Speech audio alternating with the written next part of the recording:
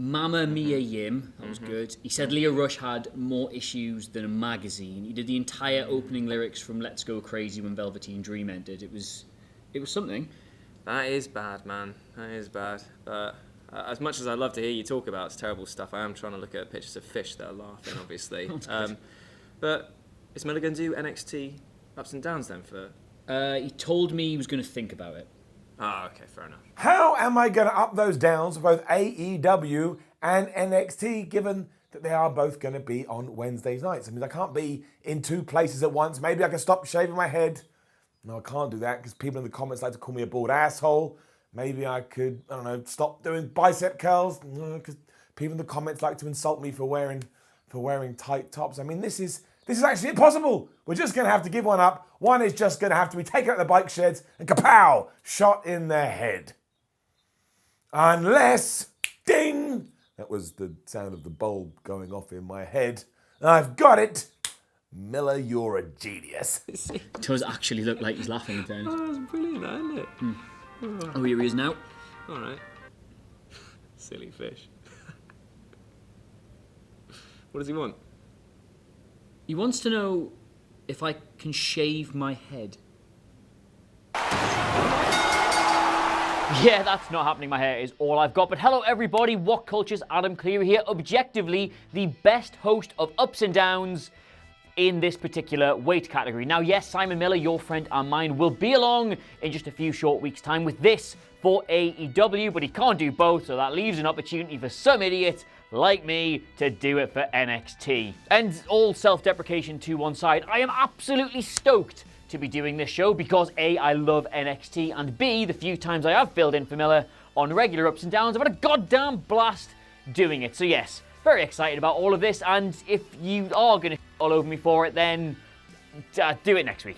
Anyway, though, to the show, and it is impossible not to be excited about NXT moving to the USA Network. No cynicism, no, they're only doing it because of AEW. If you are a wrestling fan and a fan of good wrestling, then this is a good thing because it's going to give you more good wrestling. But how good, I hear you ask? Well, you're in luck, my friend, because we here at WhatCulture have the patented system of assigning every single thing that happens either an or a to see how good it was as a whole. So let's apply that formula liberally over this tantalizing new dawn, shall we? Right, here we go. My name is Adam Clery, and these are ups and downs for NXT.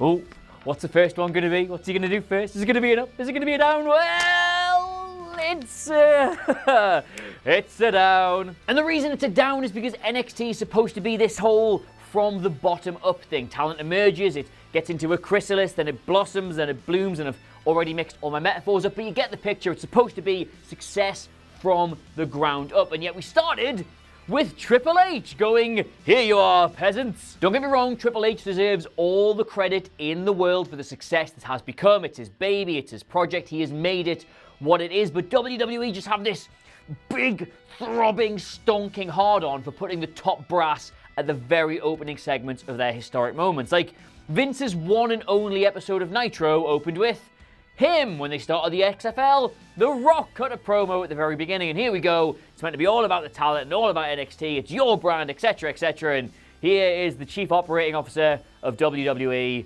Just bad, down. But I am going to immediately counteract that down with an up for this exact shot of Full Sail University. Like, if Triple H is due all this credit for making NXT what it is, then so is that building, and so is the crowd that has filled it for years and years and years. I'm so stoked they are staying there, and just, yes. Right then to the wrestling, and straight up, you only get one chance to make a first impression. You've all seen the meme of the guy sitting in the hospital waiting room in a suit, because first impressions count, and deciding what your first ever wrestling match on NXT USA Network is going to be must have been tough. Tougher than a $2 steak, tougher than an old boot, tougher than a woodpecker's lips, That'll do. And their decision for the first ever match on NXT's televised product was a multi-woman firecracker featuring some of the greatest talent in women's wrestling today.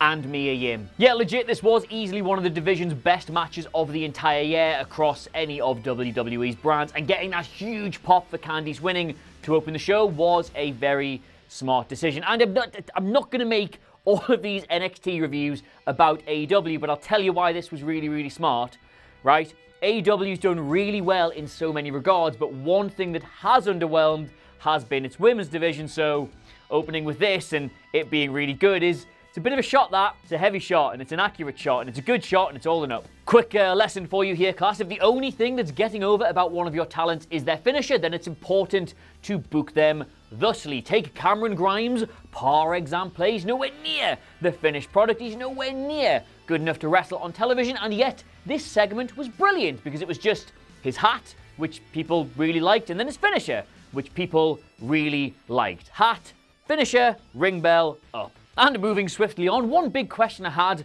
about all of this was, where was the quality going to sit in regards to NXT when it made its way onto TV? Because you've got like NXT on the network every week, you've got that standard, and you've got NXT TakeOver, that kind of standard. So where was it going to be? Was it going to be near that? Was it going to be near that? Is it in the middle? Well, oh, Jesus God, it's nearly actually TakeOver standard, if this match is anything to go by. Roderick Strong versus Velveteen Dream wasn't quite to that sort of level, but it is no exaggeration to say that this match was better than 95% at least of WWE's televised matches this year, last year, like certainly in recent memory. It was a barnstormer. Weirdly, it did sort of expose a few unfinished elements in both the broadcast and Velveteen Dream, like around the ad breaks and whatnot, but that last 5 minutes, that closing segment was so good that if you were channel hopping at the time, you will have stopped channel hopping. You will have eaten the goddamn remote. You'll have eaten it up. There you go, it up. That works. And speaking of being sorry, this sort of works. The most unapologetic faction in WWE at the minute, the Undisputed Era, went out of this match with the prophecy fulfilled. Adam Cole's prediction finally came true, and I will tell you why that is brilliant. If you are tuning in for the first time, you know hardly anything about the four of these. You've just seen Roderick wrestle, but you don't really know who these other guys are. You don't know who Adam Cole is. You don't really know what they're doing. You don't know why they've got all the belts, and it makes you want to know more. If you're a long-term viewer, been watching this since they debuted in the company, then this is a great payoff to a long-running angle, and it makes you want to see more of it. This appeals to everyone. We always complain, don't we, about the writing in WWE, and even though this is part of the same segment, it's part of the same match, it's already gotten up, the writing itself is distinctive, it's separate from what we just saw, so I'm giving it another up. Now, I know what you're thinking. Where's Simon Miller?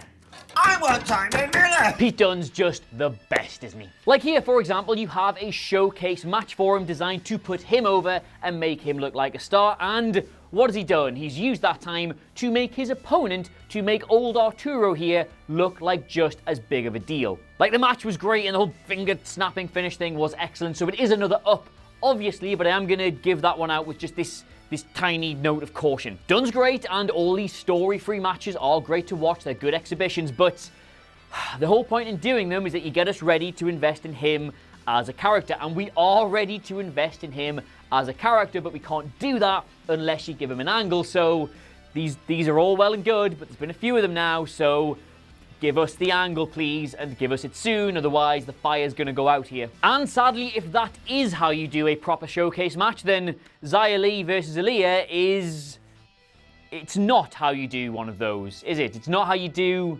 that at all. In fact, it's how you don't do that. Like, I get that you want to present Lee as the best of the rest in the women's division, and you also want to show that the division has depth beyond merely the title picture, but Lee's really good, right? And Aaliyah is not quite ready to be on television yet, and really, really looked like it. So what does she get out of beating her? Nothing. Like, it was a waste of a match. Like, they came out and they were like, oh, by the way, Aaliyah was inspired by Beth Phoenix to get into wrestling, and then the match was really bad and Aaliyah wasn't very good, so all you've really done there is bury Beth Phoenix. That's your legacy, Beth. You did this. Down. And we come now to the most, probably divisive as far as I've seen on Twitter, segment of the entire show, and I must admit, in two minds about this myself. Denzel DeJournette comes out for his match with Kushida, but before Kushida appears, Imperium come out of the crowd and there's a big pop and they beat the absolute piss out of him. Everybody starts chanting for Walter, who eventually appears and himself gets a massive pop. That's good. He starts cutting a promo about like the sanctity of their sport and something about time or whatever. I wasn't really paying attention. Kushida comes out, interrupts him, and they have a bit of a scrap, and he sort of like decks a couple of them and slips away from Walter, who, by the way, lol, looks like Michael Hamflett, and gets out of the ring. And I think they sort of challenge each other to a one-on-one match. Okay. And yeah, alright, Kushida versus Walter, who, by the way, lol, looks exactly like Michael Hamflett. I'm interested. I'm invested in that. But it's... You've got to, like... If you're a wrestling fan, you've watched a lot of NXT, and you know exactly who these two are. That's great, that. What a dream match. Who could have ever put those two together? But the reason NXT is on TV now is not for me, and it's not for you. It's to bring it to a whole new audience who've probably never seen the product before. And if you're one of those people, what are you thinking watching that? Who was the first guy that came out? Who are these other people? Why are they wearing the same tracksuit? Why did they beat him up? Who's this Walter guy? He's the UK champion. I thought this was America. Who's the other guy? Why is he dressed like Marty McFly? Why do they hate each other? There's just so many questions about this segment that casual or new fans will have that it's a really weird thing to do. But all of that to one side, the hell with anybody else, I absolutely loved it. I want to see this match. Lol, Michael Hamflett looks exactly like Walter. I am giving it an up because my show, innit? I just put that picture back up. Honestly, man, I cannot. Next up was Oney Lorcan versus Lio Rush, and this match kicked so much ass, and it kicked so much of it so hard and so fast you completely forgot that Rush had been like absent from the company for 6 months. This match is easily up there with the opening Firecracker women's match and also the North American Championship match, and I would imagine there's probably a few people watched it and thought this was their favourite match of the night. Like, the psychology's brilliant with Lorcan going after the knee and then Rush coming back as the underdog babyface and getting the win with the frog splash. Like, brilliant. Up. And as an aside, given this was a #1 contender match for the Cruiserweight Championship, is this the first like mergings we're getting of like NXT on its way up and 205 on its way down? I don't know, we shall see. And yeah, that was it, guys. That was the end. That was the close of the show. An overwhelming success for NXT on its opening night on television, and my god, I wish that was true. I wish that was true. Let's do the end. The first ever NXT TV main event was clearly going to be a bit of a risk because for whatever reason, Matt Riddle and Killian Dane just haven't quite clicked in any of the brawls they've had so far, so putting them together in a big messy street fight that's a hell of a roll of a dice to just assume they'll get it together in time for this. And like, it's not their fault, they're both really good, but sometimes the chemistry just isn't there, and the chemistry just really wasn't there. I get that you're trying to showcase the brand as having all these different facets and elements, all these different types of wrestling on it, but just having this degenerate into a mass brawl with people most of the audience don't even recognize on television was just like, it's a big misstep, especially for the first show as well. It's just such an error in judgment and a down. It was almost saved by recreating that Kevin Dash, Rey Mysterio lawn dart spot, but no, not enough. And then it got worse from there somehow. Like, imagine if a few months ago I had sat you down in a chair, pen, paper, and said, right, okay, I want you to write down all of the ways you want the first ever NXT TV episode to finish. Go on, you've got as long as you like, and you can use all the toys at their disposal and be as creative as you want to be. Basically pretend you're WWE, blank checkbook, sky's the limit, go on, write them all down. How far down that list would this brawl have been? Is it at the bottom? It's at the bottom, isn't it? The final shot, the one and only chance they will ever have to do the final shot of the first ever NXT TV episode, and it was this. Yeah, like, all the toys at your disposal, all the wrestlers, everything, and that's your final shot. The NXT 24/7 Championship mass brawl where people are like not sure what to do and they're just lying on it. That's it. That's the best you had. Down, down, down, down, down, down, down, down, down. Just it gives me no pleasure to say that. That's just a down, innit? A downer. Ending your show on a down. Meh. And the worst part is, the thing that annoys me most about all of this is that is almost perfect scene setting for a brilliant ending. It's putting all the pieces in place to then do something exciting. Like, imagine this bit where everyone's just, there's bodies everywhere, there's all carnage, and the match is clearly degenerate, it's not going to finish. And there's just everybody's waiting, aren't they? And there's a pause, and then Tommaso Ciampa comes out, or Kevin Owens' music hits, and it's just like, oh my God, what a brilliant ending. And they laid all the groundwork and then didn't do it. That would be your big go-home moment. That's your talking point. That's your trending #1 worldwide moment. You had it there. You literally employ Kevin Owens. You literally employ Tommaso Ciampa. You employed Johnny Gargano. Mr. NXT wasn't on this. What? Sorry, that has just blown my mind. I can't believe I didn't realize that sooner. Anyway, overall, despite this, I did really like this show, as these scores should show you. And the first hour in particular was excellent, but by the end, it did kind of feel like they had a great 1 hour show and they just had to stretch it over 2 hours without really having time to think about what they wanted to do. Almost as if they have rushed this onto TV, or like for some reason, like, oh, I don't know, they've only done it to try and scupper another show that's going to be on Wednesday nights in the near future. I don't know, it's weird that. But there you have it. That was NXT's first episode of television, and as always, I'm far more interested to know what you think. Let us know what you made of it all in the comments below, and of course, don't forget to like, share, and subscribe. Go give me your thoughts over on Twitter at Adam Clery, Clery. But in the meantime, thank you so much for watching. This has been NXT Ups and Downs, the first ever one, and I will see you soon. Goodbye.